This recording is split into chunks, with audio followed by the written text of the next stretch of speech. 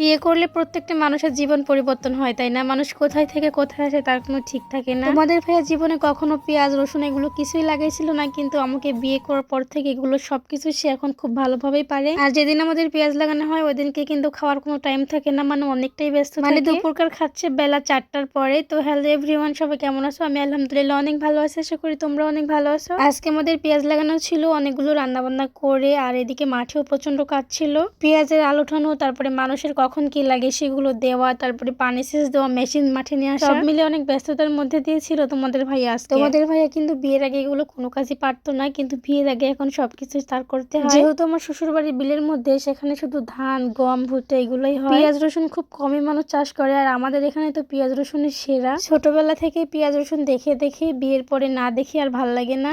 আর আমার বাবার বাড়ির মানুষগুলো বলেছিল যে তুমি কিছু ক্যাশ করো, এইদিকে জমি না, মানুষ নিয়ে ফসল করবে, সাথে আমরাও থাকবো, এখান থেকে তোমার কিছু টাকা ইনকাম হবে। আর আমাদের দুইটা মানুষের অনেক চোখে স্বপ্ন, সব স্বপ্ন পূরণ করতে তো মেন লাগে টাকা, তাই না? আর এখন জিনিসপত্রের যে পরিমাণ দাম বেড়ে গেছে, টাকা ইনকাম করা ছাড়া কোনো রাস্তাই নাই। যাই হোক, তোমাদের ভাইয়া কিন্তু আগে কিছুই পারতো না, কিন্তু এখন দেখো সবকিছু পারে, এবং আবাদগুলো কিন্তু অনেক সুন্দর, মানে অনেক বড় বড় হয়। আমাদের বাড়ির রাস্তার এই পাশে মাঠ, মানে একদমই কাছে। আমি মাঝে মাঝে মাঠে আসি। সত্যি বলতে মাঠে আসতে আমার অনেক ভালো লাগে। যখনই বাবার বাড়িতে আসি তখন কোথায় থেকে কোথায় যাই তার কোনো ঠিক নেই। প্রায় আমার বাবার প্রত্যেকটা ফসলের জমি আমি দেখতে যাই, দেখতে খুবই ভালো লাগে। সকাল থেকে এখন বিকাল 4টা বাজে, তোমাদের ভাইয়া কিন্তু এখনো খাবার খায়নি। যদিও ফোন দিয়ে তাকে বলছিলাম খাবার নিয়ে যাব কি না, কিন্তু সে বারণ করছে, আমাকে মাঠে আসতে দিবে না তার জন্য। দুপুর গড়িয়ে গেল, এই দেখে আমার আব্বা ভাত নিয়ে আসছে, আর সাথে আমিও চলে আসছিলাম। কেমন করে পেঁয়াজ লাগলো না দেখলে হবে বলো তো, তার জন্য আসছি। পেঁয়াজের আল লাগানোর সাথে সাথে কিন্তু পানি সেচ দিতে হবে, না ছাড়া আলগুলো একদমই মরে যাবে। মরে যাবে বলতে আলের একদমই তেজ কমে যায়, তার জন্য যখন আল লাগানো হয় তার পরক্ষণই সেচ দেওয়া লাগে। সেচ দেওয়ার সময় পানির জোরে স্রোত আসে, তার জন্য কিন্তু অনেক পেঁয়াজের গাছ উঠে যায়। এটা আবার একটা একটা করে লাগাই দিতে হয়, মানে কত খাটনি, তাই না?